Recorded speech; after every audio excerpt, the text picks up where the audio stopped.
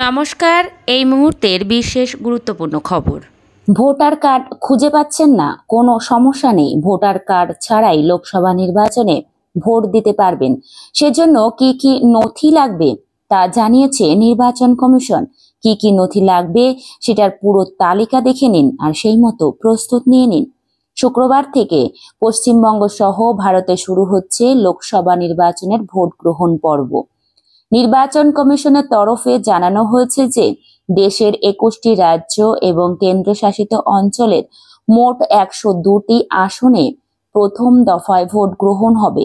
শুক্রবার ভোট দেবেন পশ্চিমবঙ্গের 3টি লোকসভা কেন্দ্র কোচবিহার, আলিপুরদুয়ার এবং জলপাইগুড়ি ভোটাররাও। আর সচিত্র পরিচয়পত্র ছাড়া তো ভোট দেওয়া যাবে না। যাদের ভোটার কার্ড নেই তারাও ভোট দিতে পারবেন। সেক্ষেত্রে তাদের কোন কোন সচিত্র পরিচয়পত্র নিয়ে যেতে পারেন সেটার তালিকা শুনে নিন।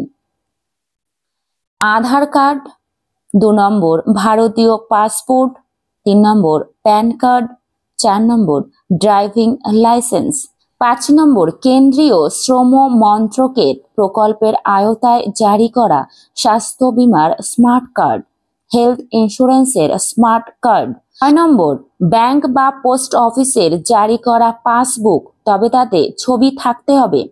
7 নম্বরে ন্যাশনাল পপুলেশন রেজিস্টারের আওতায় রেজিস্টার জেনারেল অ্যান্ড সেন্সাস কমিশনের জারি করা স্মার্ট কার্ড। 8 নম্বর মনরেগা জব কার্ড অর্থাৎ 100 দিনের কাজের কার্ড। 9 নম্বর পেনশনের নথি, তাতে ছবি থাকতে হবে। 10 নম্বর কেন্দ্রীয় সরকার বা রাজ্য সরকার বা রাষ্ট্রায়ত্ত সংস্থার তরফে দেওয়া সার্ভিস আইডেন্টি কার্ড, তাতে ছবি থাকতে হবে।